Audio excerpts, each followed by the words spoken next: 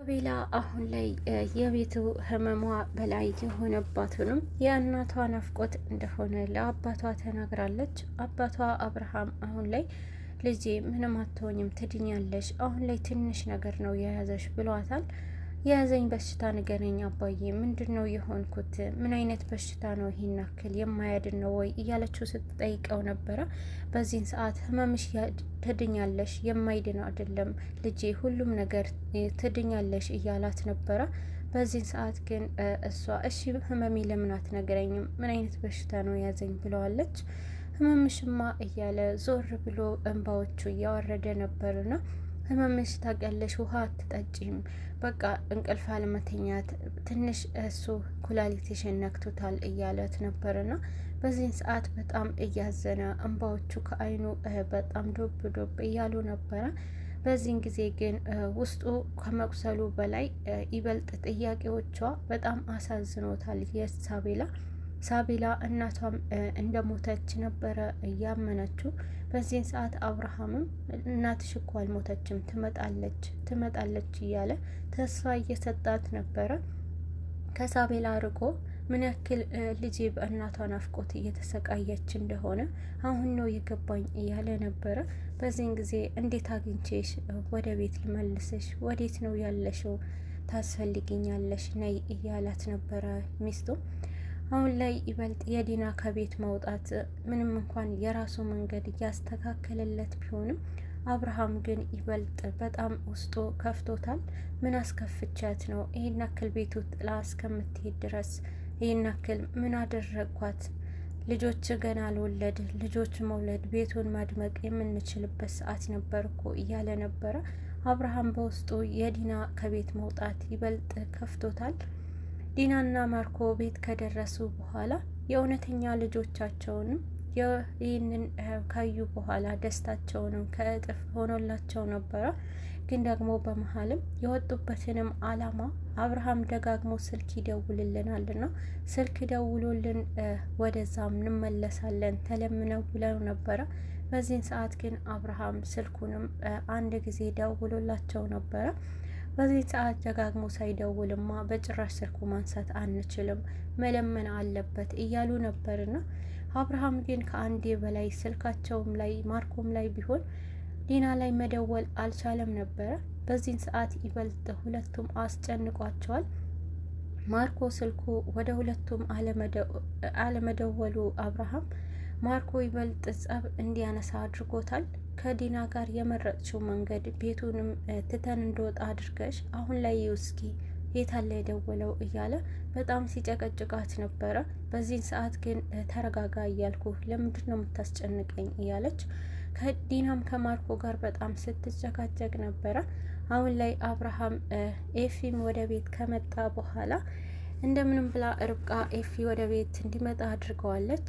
ሁለቱም እንደገና ድጋሚ ተዋውቀዋል። ይበልጥ ደግሞ ኤፊ ቤቱንም የሚያሻሽጥለትንም ሰው አግኝቶለታል። ግን ደግሞ አሁን ላይ ከቤቱ አሻሻጭ ብዙም ስላልሆንኩኝ የሚስቴ ወንድም ማርኮንም ሰጥቼዋለሁ ውክልናው ብሏል። ይበልጥ አብርሃም እዚህ ጋር ምንም እንኳን አፍ ኑሯቸው ኤፊና ርብቃ መናገር ባይችሉም ነገሩ ግን እኔም አብሬክ ነኝ እያለ ኤፊም አብርሃም ለማገዝ በጣም እርግጠኛ ሆኖ ቁጭ ብለዋል ማለት ነው። በዚህን ጊዜ ግን ከቤት ሆነው አብርሃምንም ይደውላል ብለው እየተጠባበቁ ያሉ ማርኮና ዲና ስልክ አለመደወሉ ስልኩ ተክተዋል እንዴ ስልኩን እዩ እያሉ አስሬ የሁለቱም ስልካቸው ሲያዩ ነበረ።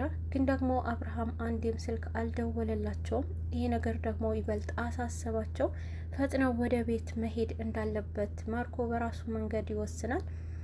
ማርኮና ዲና አሁን ላይ ተጣልተዋል፣ በጭቅጭቅ ውስጥ ገብተዋል። የዲና ይህንን ውሳኔ አልሰራም በማለት ማርኮ ዲና ላይ ጥፋት እንዳለባት ተናግሯል ማለት ነው። በዚህን ሰዓት ግን ዲናንም ትቷት ከቤት ቆልፎባት ይሄዳል። ወደ ቤት ከቤት ከወጣ በኋላ የሄደው ወደነ አብርሃም ቤት ነበርና አብርሃም ቤት ከደረሰ በኋላ ግን አብርሃምም ከኢንጂነር ጋር እያወራ ነበረ በስልክ። በጣም ደስተኛ ሆኖ ሲያወራ አይቶታል ማርኮ።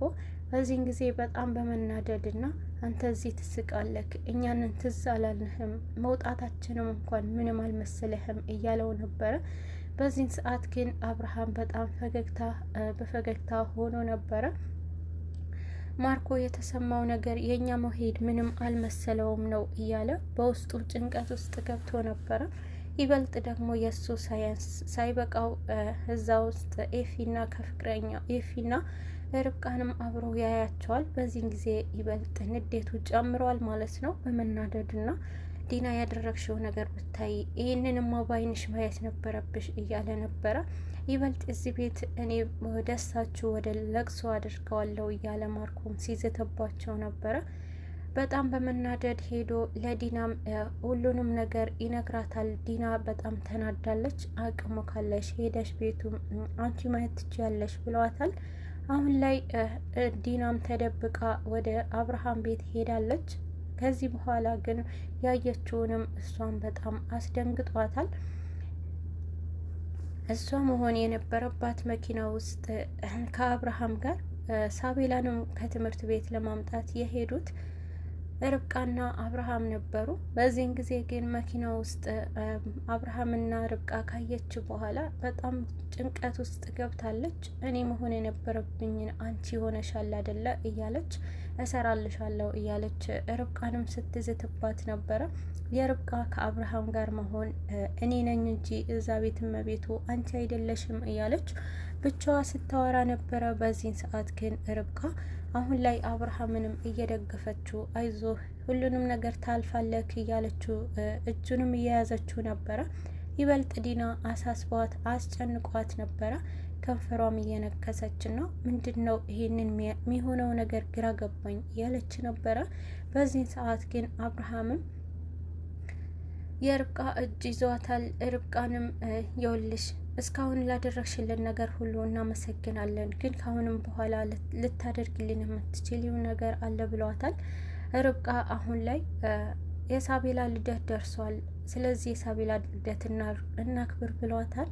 በደስታ እናከብረዋለን በማለት አሁን ላይ ርብቃም ከአብርሃም ጋር ልደቷንም ለማክበር እየተሯሯጡ ነበር። በዚህን ሰዓት በጣም በመናደድ እና ዲና ቁጭት ውስጥ ገብታለች። ይሄኔ እኮ እኔ ነበርኩኝ ይሄ ውሳኔ ባልወስን ብላ ሁሉንም ነገር እያደረገችው ነገር ስህተት እንደሆነ ለራሷ በጣም በቁጭት ስትናገር ነበረ። አሁን ላይ ልዩም በዘጉባት ቤት ውስጥ ሆና በሞት አፋፍ ላይ ሆና ለመተንፈስ እየታገለች ትገኛለች። ሳቤላ አሁን ላይ ልደቷ ደርሶ አባቷና ርብቃ አብረዋት እያከበሩ ይገኛሉ።